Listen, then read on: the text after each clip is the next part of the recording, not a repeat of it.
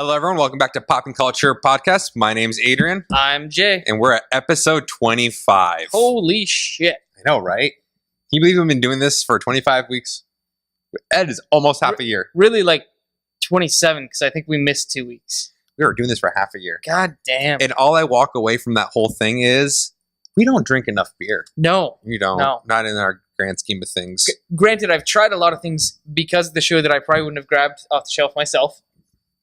Some things that I probably still won't grab off the shelf myself. Like? I probably wouldn't grab that Guinness Blonde from 2 weeks ago. No. Oof. No. There's like one or two other ones. I think I finished most of what we've had, but there's a couple that it was a struggle. I get what you're saying. But luckily, one beer I know will not be a struggle. Old Rasputin Russian Imperial Stout. Delicious. I was saying it would have been really great if a new issue of Rasputin came out this week that we could drink this with, but I will drink it just the same. So I'll read the text real fast. It's brewed in the tradition of the 18th century English brewers who supplied the Russian court of Catherine the Great. Old Rasputin develops a cult following wherever it goes. It's a rich, intense, big brew with big, complex flavors and a warming finish. And as you noted, 9%. 9%. So we're going to have a traditional Russian beer brewed, of course, in Northern California. Oh, geez. Where all the most Russians are. Oh, look at that. And he spills. To be fair, I got most of it. Unlike that one that you spilled in like episode 6. No, I was waving to somebody. I should put that replay Look in at right these long arms. They just go everywhere, buddy. Whoa. Oh, see? I'm not the only one. The foam is good. I was going to say, if anything, that head is delicious. It's what it's called. I know. I wasn't going to say it, though. You heard it here. What? Okay, so I'm going to go ahead and try the actual beer now. What do you think? That is definitely a strong beer. Yeah, it is. Delicious but powerful. This is why they only put 4 of them in a pack. Yes. No, it's good, though. It's a very heavy beer. Oh, yeah.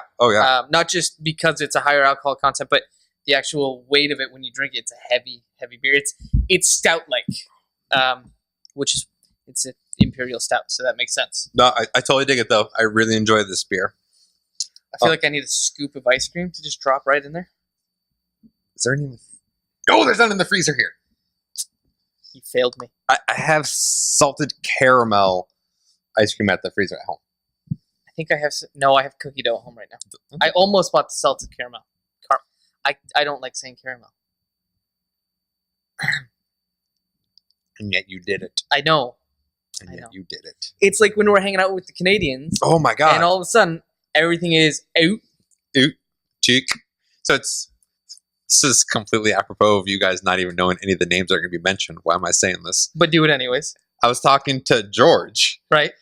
And I'm sorry, not George. I was on the phone with Jim. Okay. And I repeated something Shane said in my Shane accent. And he's like, oh my God, that is spot on Shane. Did you say Calgary? Calgary? All right, let's talk about something that they do care about. They care about our lives. They watch for us. I wish. Oh, guys. Let's talk about bad movies. I know Okay. TV's usually first. No, we'll get the movies out of the way. We need to In get fact, this out there. I have 3 bad movies I need to talk about. There's only one that I want to talk Right. about. Jupiter Ascending. Bullshit. I was super excited for this movie. I know you were. Way more than I should have been. So we went to the movies Friday night. We actually went together, which is rare for us to go to a movie together. With our significant others, but as a group. Just clearing that up. Don't be like that. It's okay. They're here for us, remember? Right. Don't hide who you are, Jay. Okay. Anyways, we went and saw Jupiter Ascending with a group. In 3 fucking D. Pissed me off. It was the only viewing option. It looked good. No, visually it was a great movie. Visually it was good. The effects were really good. The story was so bad. So bad. The acting was bad. Just the connections and everything just bad. Also, this is not even a knock on the story or anything else. This just bothered me. Channing Tatum's character had those stupid hover boots. Yeah. That just got used way too fucking much. Yeah. Way. it got to the point where he wouldn't walk anyplace. He only hover skated everywhere he went. Right. I mean, Ugh. granted, if I had a pair of those, I'd probably do that for like the first week. Yeah, but he's had them for years. Yeah. So essentially, he had these little hover boots where you make the motion like you're rollerblading or skating, and then it moves you along and hovering. You can do like flips and stuff. But he would not walk. He would only do the hover thing until he got wings at the end. Yeah, which He was a wolf human spliced that had wings. But the wings, in the beginning of the movie, they said the wings were something that got spliced onto you in addition. No matter what you were spliced with, if you were one of the elite warriors, you got these wings. Yeah, no, I get it. But yeah, it's too much. It was dumb. And if his hair was a normal color, I would have appreciated it much more. He looked That was super. Like, I know he was. So we're going into all these little nuances of the movie that bothered us. Let's just tell you the whole plot of the movie. Give us 3 seconds. That's all it takes. The plot of the movie is humans are ridiculously more advanced than we realize, and we've cultivated the entire known galaxies. And what happens is the humans that own territories, Earth is a territory, put humans here to breed them, and then they harvest them, where they take all the humans, kill them all, turn them into this liquid that the other advanced humans drink and regenerates them. So they're thousands of years old. Which, did that not remind you of The Matrix? You mean their other movie that they made? Yeah. Yeah. On top of that, so the harvesting process is ridiculously dumb. The bodies are laid down, and then they get harvested by a saw that had to be 3 inches in diameter. Are you kidding me? Like, how long would it take to make a human into a liquid with a saw that's 3 inches in diameter? There's no, like, human wood chipper you can just throw people in and next one. Yeah. No? Like that plot device in every other movie where they're about to go through the fucking wood chipper when they're tied to the conveyor belt. Yeah, where's those in the future? Apparently we're not that advanced. No. And then we find out that they're all about the genetics, and that's what matters. And Mila Kunis, turns out she has the identical DNA and genetic markers as the mother of this royal family, so they view her as being the actual mother. Even though no memories, nothing, she just has the same DNA mappings. Yeah, it's a thing where if one of them dies, they get essentially reborn into one of these seed planets. They have those. Yeah, fucking terrible. It was bad. And worst of all, the worst thing about this movie was our friends liked it. I know. But to be fair, those are more your friends than mine. Yes, but they liked it. So, and here's the thing. So I saw the preview. To be fair, they also like Divergent, though. So which I refused to watch. Good for you. Good for you. I had seen the trailer for this movie for the first time at Emerald City Comic Con last year. That was one of the commercials that was playing, which I'll get into something when I do one of my other movies. But so I had actually been excited for this for 10 months, since March of last year, so 11 months. And then I saw it, and I was like, this is shit. Yeah. Yeah. Okay. Otherwise, I'm just going to rant on small little things about distributor sending that. If you watch this movie, you're probably sitting there going, yeah, that was dumb. If you haven't watched this movie, you're like, why is Adrian ranting?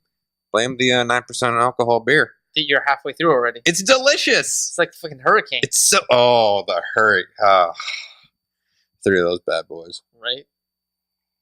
So, did you want to complain any more about Jupiter Ascending? No, I'm going to let you go over. Okay. So, another trailer that I saw at Emerald City Comic Con last year that I finally got around to watching the movie because it was on cable like 2 nights ago was Edge of Tomorrow. On cable? It wasn't on cable. It was on like Showtime, HBO. Okay, so cool. I have HBO. Cool. There was another one that I watched the trailer for, and visually it looked awesome. Like it was like going to be this huge battle epic, and then I watched it, and I'm like, fuck, it's Groundhog Day meets Matrix. Yes, it is. It's the Earth or the human race is being attacked by these weird machine type things, and Tom Cruise is supposed to go kill them, but he just keeps dying and living the same day over and over and over. Correct. So I'm like, cool. Somebody sat down and they watched a Bill Murray movie and they watched The Matrix, and they're like, fuck it, let's mash these things up. And they tried to add little bits of humor in there that I was like, I don't need that. It's actually based off a Japanese manga. Right. And I love the title of the manga. All You Need Is Kill. Yeah. Why was it not named that? And why wasn't it actually just that instead of this shitty Tom Cruise version? So I did not hate Edge of Tomorrow. Really? I did not hate Edge of Tomorrow. But I went in with like expecting to watch Ghost Rider 2 quality movie. Okay. See, and I didn't hear any reviews after it came out. I didn't really pay attention. So I was like, oh yeah, this is that movie that I kind of wanted to see. It's on. I'm going to watch it. Fucking waste of 2 hours. Yep. For me, I went in. I saw it opening night because we were in Denver when it opened. We had nothing else to do that Friday night. It was next to the hotel. Show was over. We went and saw Edge of Tomorrow. Okay. Yep. Yeah. So, I mean, if you liked The Matrix and you like Groundhog's Day and you want to try to watch them both at the same time, watch them both at the same time. I say watch Edge of Tomorrow. I liked it. All right. The third movie I watched that I'm going to complain about, the fiance and I just read The Maze Runner. Okay. You watched it? We watched the movie. Oh, no. Totally dug the book. I'm actually halfway through the second one now. And the movie? Because I read young adult fiction, apparently. Also, how do you have time to read novels? Shouldn't you just allocate more time to comic books? I pay for the comic books. And I bought all the ones that I thought were interesting at the time. Anyways. Go ahead. So, yeah, the movies, they change so much from what's in the book. It's barely recognizable. And I think an issue that I had with this is kind of the same issue that I had with, like, the Hunger Games movies. Okay. And even some of the earlier Harry Potter movies. So much of the book is an inner dialogue that the main character is having. So, like, in the Hunger Games, it's so much of what Katniss is thinking that you can't translate that to screen. So they had to try to figure out ways, for Maze Runner, they had to try to figure out ways to, instead of having the main character go through all this narration in his head, try to make it make more sense on screen, and it just didn't happen. They changed some major plot points. They took out very important scenes. Yeah, it wasn't good. So I actually know nothing about the Maze Runner. I don't know the premise of it. I don't know anything. And if you watch the trailer, it doesn't really give this plot away. So what is it about? So the book opens up with this guy, Thomas. He wakes up essentially in an elevator car, not knowing where he is. He has no memory of anything. And it opens up. The doors open up, and there's a bunch of other kids sitting there. He's like 14 or 15, somewhere around there, and it's a bunch of other kids around the same age. You come to find out that they've all come up in the elevator shaft the same way into what they refer to as the Glade, and they've essentially had to establish their own society. Okay.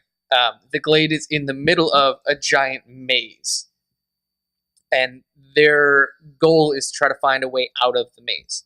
But there's creatures in the maze that kill them. If they encounter them, they've giant half robot, half monster things called grievers, and they'll kill them. They've been at it for about 3 years, haven't found a way out. But every day, there's 8 people that go into the maze that are called the runners. They go into the maze and try to find a way out, and they map the way the whole time, because at night, the walls in the maze shift. So it's never the same 2 days in a row.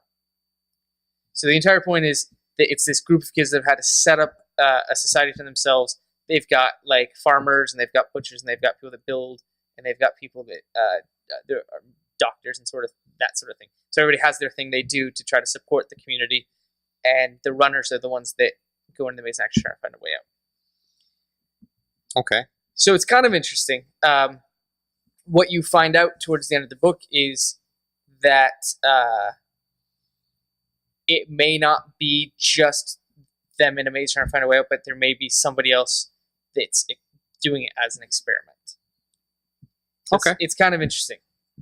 So the movie, though, really ruined it. Oh, fucking terrible. Because you don't get some of the scenes between Thomas and one of the other main characters that come in that are very important to some of the external elements of what's happening in the maze. So it really just looks like it's weird kids running through a maze. Okay. Yeah. Well, so that was another 2 hours that I wasted. Speaking of movies, and Edge Tomorrow was not a waste, but speaking of movies, let's talk to CPA. Hi. What up? So I haven't watched Return of the Jedi yet, and I'm sure you're wondering why not, and feel free to send me another email. Here's why not. I'm leaving town tomorrow or early morning. I'm going to Chicago Walker Stalker. And my wife was watching the last episode where we talked and read the email. A, she's mortified by your actions. Mortified. 2, I don't think I can just sit and watch Return. It's not the way to do it. The Gungans were in the first 3, and I watched all those. So next Saturday, I'm going to sit down. I'm going to start A New Hope, and I'm watching the whole damn trilogy. Whole trilogy, baby. Next Saturday.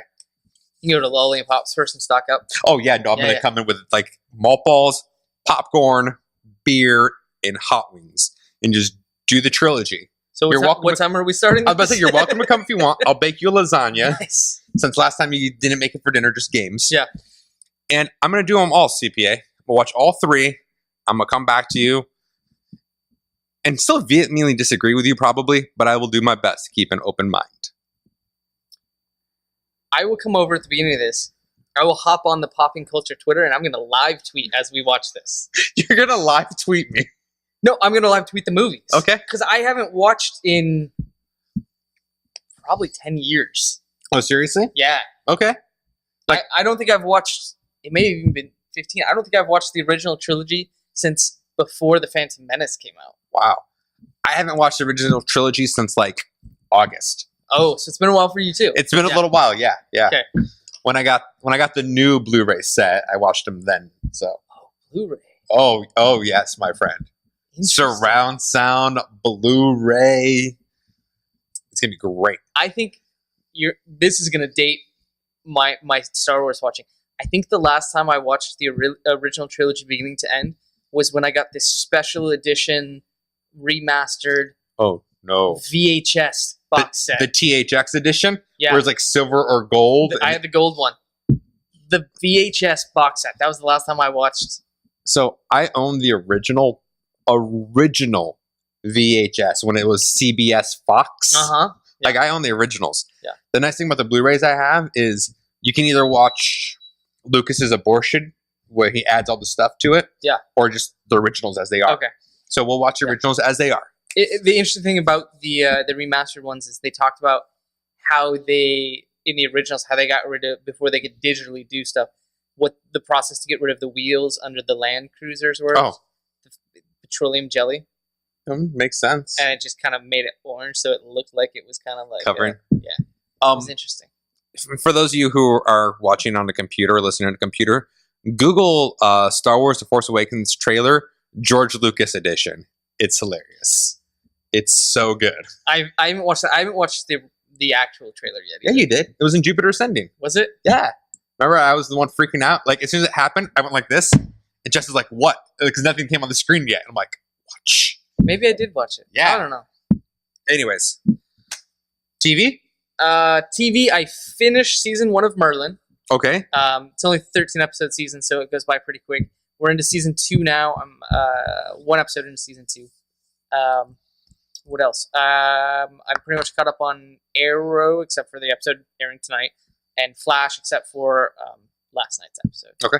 So I'm staying with you on Flash. I want to talk a couple things with you. Okay. Are you caught up on Constantine? I'm not. Okay. I'm like 4 episodes behind, and I know that the first season is over now. And it ends on this cliffhanger. Right. Such a cliffhanger. I'm like, if they don't bring back a season 2, like, I don't know what I'm going to do. When you and I talked about this actually after we recorded last week, yes. I forgot to bring it up. Sci-Fi They're Network. in the talks of moving it from NBC to Sci-Fi, renaming it Hellblazer, and going with more of the edgy actual comic spin. Comic. So you may actually see him smoking. I don't know. Well, you saw him actually smoking in in the new episode. Oh, I think they did a couple episodes ago too. So it follows the really weird laws that we have about smoking on camera. You can have a character smoke on camera so long as in that episode somebody also talks about the problems of smoking or insults and you know what I mean? Right. Doesn't glamorize it. Yeah. Anyways, such a cliffhanger at the end of this episode. Okay. Like you're just like, and then we finish it and Jess is like, okay, let's watch the next one. I'm like, that's the last one. that was it. There's potentially 0 more. And I'm like, we don't know if they'll make another one. She's like, what? No. And that was my reaction when I finished a couple weeks ago. I talked about finishing Alphas and Copper, I think, they both ended on crazy cliffhangers, and I hate that. But I don't know. I heard the numbers were kind of going up for Constantine. Yeah. So hopefully NBC's like, okay, we'll do something with it. Apparently, the season finale almost reached the numbers of the season premiere. So okay. Good news there. What'd you think about Gorilla Grodd in Flash? I haven't seen that episode. Or are you talking about when he appears at the very end? The very end. Yeah, so apparently he was more in last night's episodes. Yes, he was. I'm curious to see how they're going to do it. I'm curious to see how they're going to do a CGI gorilla on TV. Well, he has a telepathy. I'm sorry, the what? Telepathy? Oh. Okay. Yes, he has telepathy. He has the Jean Grey power. Telekinesis? No, the other Jean Grey power. Not the Fire? Phoenix. Yeah, see, no, I knew where you're going with that. Anyways, it looks cool. Like, I think he looks good. I think it's important that they have to keep him in the shadows, though. Right, yeah. But what were your thoughts? No, I thought that episode overall I thought was pretty good. I liked that the Detective West, right? Yeah. That's his last name. No? Keep going, I'm listening. Well, you got that face like, what the fuck are you You're talking about Joe? Yeah. What's his last name? Okay. I like that he's looking into Harrison Wells now. Yes. That he actually took that seriously. And that we're getting more evidence of both Barry and Reverse Flash being at the crime scene the night his mom died. Yes. So I'm hoping that they don't explain that whole thing too soon. I would like that to be something that they come back to in maybe season 2. So, I don't know, for those of you who may or may not have read Flash Rebirth. Jeff Johns took that over after Green Lantern Rebirth. Right.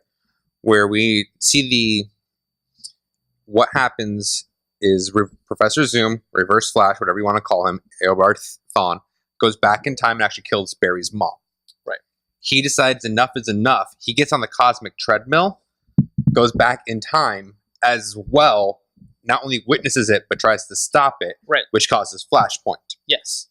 Now, we know he may go back in time and witness it and be there at the time. So, I'm kind of looking forward to that. I'm looking forward to it happening. I just don't want them to pull that out like this season. Right. I would like to kind of keep going and them learning maybe a little bit more here and there before they actually just say, oh, hey, in 2 episodes, you're in the past, by the way. My thing is, I don't think he's developed enough to go into the past yet. He doesn't have enough grasp on his powers. He hasn't even... I don't know that they'll introduce the cosmic treadmill. You've already seen the treadmill. We don't know it's called the cosmic treadmill, but we've already seen the treadmill. We've seen the treadmill in the Star Labs. Do you think that's going to be... Absolutely. Okay. That is absolutely going to be the cosmic treadmill. Okay. No doubt in my mind. Because the way the cosmic treadmill works is he's just running so fast, right, it can keep up that he runs through time. Yeah. It's not the treadmill that does it. It's him. Right. But he has to learn to run that fast. Absolutely. And he does not have that ability yet. No. I don't know for sure, but what the word on the internet is, in the next couple episodes, he's going to learn who the Reverse Flash is. Okay. And I think it's way too soon. I do as well. Way too soon. I'm hoping that it's just rumors on Newsarama. Well, because my thing is, if he finds out who the Reverse Flash is, if he learns that it's Harrison Wells, well, then is he really going to hang around Star Labs anymore? Is there going to be a Star Labs? What if he's not there anymore, though? What if it's just Caitlin and Cisco? And these 2 associate doctorate students are going to be running an entire experiment lab? There's no one else there. Who's going to fund that shit? Who's funding it now? I don't know. Exactly. Turns out Caitlin's wealthy. Funds it. Yeah, well, let it go. What did you think of the Firestorm? The Firestorm? Him being in it more. Oh, okay. I was say, wait a minute. They haven't revealed too much yet. So we know about the Firestorm Matrix. You know about the joining of him and Doctor. I don't know how I feel about Firestorm in it yet. I really don't. Okay. I know Firestorm shows up in the Flash. I'm not the Flash. I'm sorry, the Arrow. Yeah. I don't know. Like, I'm kind of on the fence about it. It makes sense from the storyline. I never cared too much about Firestorm in the comic. I was never a big Firestorm fan. And he's way too powerful. Obviously, they're going to dumb down his power in the show. I could take him or leave him, though. I really could. I think CW has this problem with all their shows, and they're doing it with The Flash and Arrow. Smallville was Superman, and then they introduced all these other superpowered characters. Right. Arrow did the same thing, because they got Diggle, who's now somehow become even stronger, more badass. They got the Red Arrow. Now they have 2 different Black Canary. Well, there's only one right now, but yeah. Yeah, because the other one died. Yeah. So you're not caught up on Arrow, though. You're not watching it. I know what's going on. Okay. Not that I'm watching it, but I am reading the synopsis when the episodes are over. Okay. So I had a huge problem with something that happened in last week's episode. Okay. He revealed to his sister that he's the Arrow. Yes. Within the first 5 minutes of the episode. Okay. And it wasn't a dramatic, like, he was about to die or something was going on and he had to reveal himself. He just walked over and was like, hey, I got to show you something. Took her down into the lair under the club and was like, by the way, this is me. I was like, really? That's it? You've been hiding it for this long and you're just like, hey, can I show you something in the basement? That's how you reveal it? It actually dawned on me. I hadn't shown you yet. Come look at this shit. It's amazing. Right? Yeah. Have you seen what's behind that bottle of vodka downstairs? Because it's actually like this whole high-tech laboratory. But that's my problem with CW shows is the Flash isn't just the Flash. They have to bring in... But you know why they do that. Potential spinoff. I get that. It's too much too soon. Can't season 1 just be Flash? Right, and that was the thing. Like, I would have... obviously, they lay some tracks or something. We don't actually get these people in there. Like, at some point, do you think Caitlin Snow is actually going to become Killer Frost? Do you think Cisco Ramon will actually end up being Vibe? He made a stupid Vibe joke. I know. And it drove me crazy. Oh, I know. But and then you have, I think we talked about this maybe on the show, maybe not. CW has Seed, which is their internet channel. They have original programming that just goes on to CW Seed. Terrible shows from the previews I've seen. But they're making a Vixen animated series. Yes, I saw that. Which is in the same universe as Flash and Arrow. Yep. So the Stephen Amell Arrow and the Grant Gustin Flash will be animated in this show. That's right. And it'll be in canon. Yes. And I'm like, how the fuck are you going to do that? Just calm the fuck down. They also optioned Jim Starlin's Dreadstar to be a TV show. Oh. The thing is, and that's... I know they want to do other properties. I know they want to spin off. Like, I was cool when they showed him and he's like, don't come looking for me again. He flew away. Like, let that be until, like, maybe the season finale and then you see him appear again. Like, it doesn't, like, spread this shit out. Yeah. You know you're going to have at least 4 more seasons. Right. Let it go. So. No, I'm done. I'm done ranting about television. Okay. Unless you have something else to go about. That was it. I just didn't want to see if you had anything else. Yep. No. Nope. Let's talk comics. Okay. Because I've never ranted about my comics. It's just love. Uh-huh. All right. What's on your list, buddy? Or you want me to go first? You go first because I got to pull up my... All right. I got Batman and Robin, Wonder Woman, Earth 2 World's End, Teen Titans, Green Lantern New Guardians, The New 52 Futures End, Legendary Star-Lord, Storm, Silk #1. Don't make that face. I'll explain why I have Silk #1. Oh, I know why you have Silk #1. It's not Spider-Verse. Spider-Verse is over. Okay, then you got some explaining to do, Lucy. I will explain. Magneto, Uncanny X-Men, Nova, and the book I'll be reviewing, Justice League #39. Okay. I have Green Lantern New Guardians, Supergirl, Magneto, Batgirl, Invincible. Wait a minute. More Frat Girl? Yeah, it's getting better. Oh, no. The art is not getting better, but the stories actually haven't been terrible. No. I know. I hate to admit it myself. I don't even know you anymore. You don't. Invincible, Lazarus, and then digitally I picked up Bitch Planet, Batman Eternal. What just happened? There we go. Batman Eternal, Letter 44, The Kitchen, Eternal, which is not Batman Eternal. It's a separate book. I actually reviewed issue #1 a couple weeks ago. And then a couple new books that I picked up. A Curious Machine, Edge of Extinction, and Secret Identities. Okay. Before I get into anything, Letter 44, for those of you who buy your comics digitally, is on sale right now. You can get the first trade for like $4. That's a good ass. Totally recommend you guys check that out. Yeah. Okay, before I get into Justice League, I'll explain a couple books I have here. Okay. Because I know you made some faces. Why did I buy Silk #1? I don't even know. I wasn't going to. Uh-huh. As they were doing the books and the polls, they yelled out, do you want Silk #1? And I was like, nope. Which is the appropriate response. The right answer. The guy who owns this shop goes, yeah, you do. And I'm like, no, why? It's written by Robert Thompson, who is the head writer for Supernatural. Okay. So already it's now piqued my interest. Silk #1 sold out and it's already been options for second print. That doesn't mean it's good. It doesn't mean it's good. It means that it piqued my curiosity enough that I wanted to read it. Whoever designed her costume was like, how can I combine the Superman shield with a web? Yes. The other book I pulled out to hit topic on, Storm.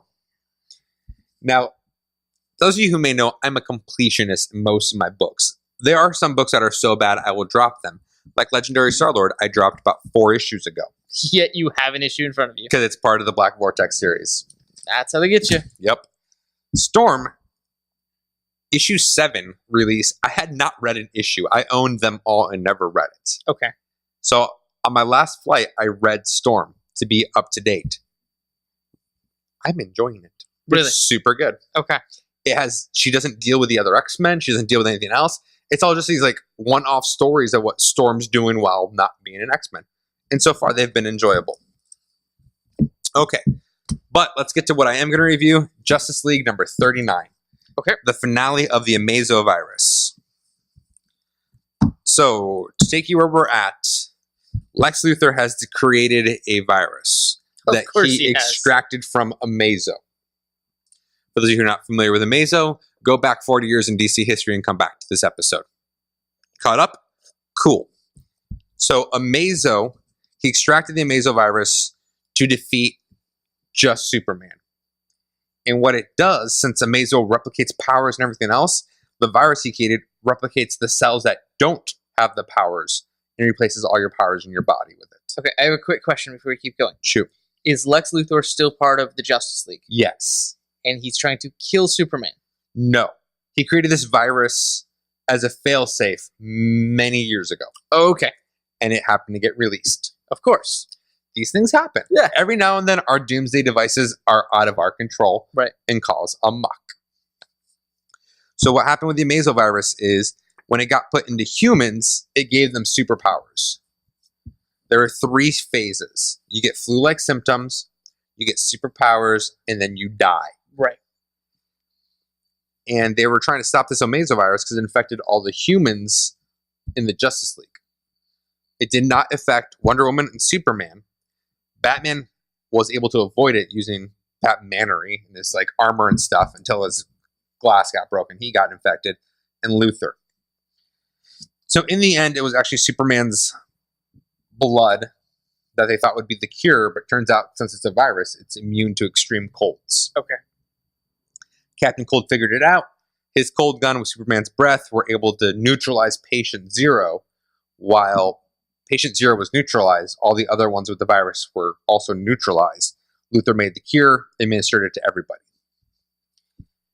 Now, the reason I really enjoyed this was the writing it's super good. I don't love Jeff Johns, as you know. I'm not his #1 fan. I tend to knock him for the most part. His Justice League stuff has been really enjoyable. With this, the art's great, the story writing was good, and at the end they bring back the new Amazo.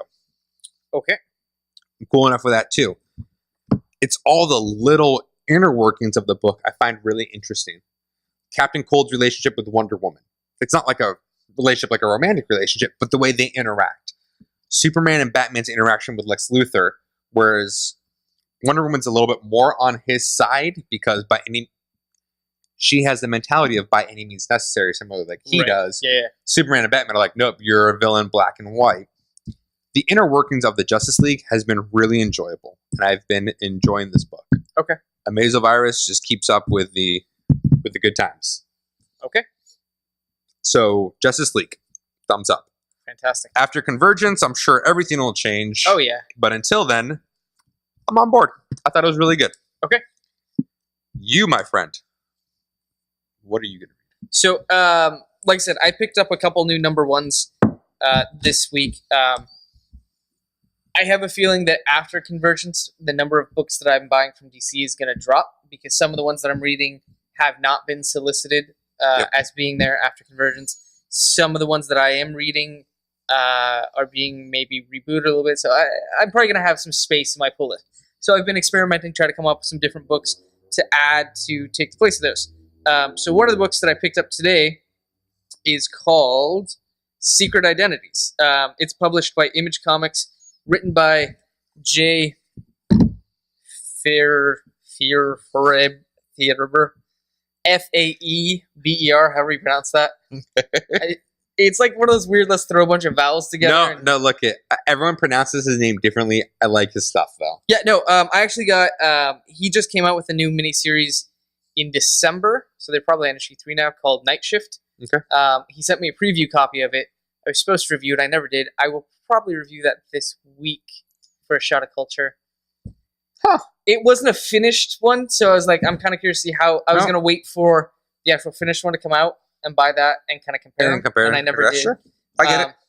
But he wrote, I was reading for a while, he was writing Dynamo 5 and Noble Causes, which were 2 superhero books he was writing for Image that I was really into at the time. And Noble Causes, I never read it, got great reviews. Yeah. So this one is another superhero one. He does superheroes pretty well. The idea behind this one is there's this established superhero team called Frontline. They're kind of akin to the Justice League. The art's pretty nice too. I kind of dig the art. So it's called Frontline. They're akin to like the Justice League. They are based out of Canada. That's where they have their headquarters at, but they're not Canadians. The leader is actually the daughter of the President of the United States. So that's kind of a weird thing. His war secretary keeps trying to get them to come be stationed in the U.S., and she's like, no, because that means that we're an American team. Right. If we're given a headquarters by the United States government, and we don't want that. Anyways, so they are in the middle of this fight, and you see this other hero that's not part of the team, who I don't remember his name now, but he's kind of just watching. He's like, all right, I'm not going to jump in yet. Crosswind is the guy's name. So he's kind of waiting for the perfect moment to go in, and he does. He jumps in, and he ends up being able to defeat the bad guy, who is this guy who can summon demons from a dimension that he controls. Tell by the pentacle on the shirt. Yeah. His name is Perdition. Okay. So his power, the villain, Perdition, his power is that he can bring demons in from a dimension that is centered on himself. So as long as he's there, the demons can be there. If you knock him out, the demons go away.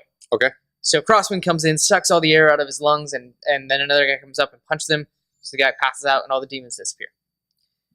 So the team is like, hey, you've helped us out a couple times in the past. You're a new hero, whatever. And we were talking, we want you to be part of our team. He's like, that'd be great, sure.